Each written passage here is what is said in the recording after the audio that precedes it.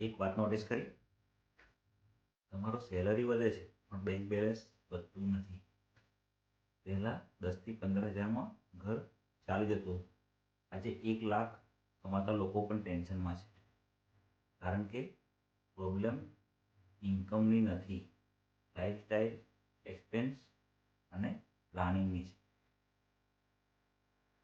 EMI, school fees, medical expense, ડેલીનો ખર્ચ, પૈસા આવે છે અને નીકળી પણ જાય.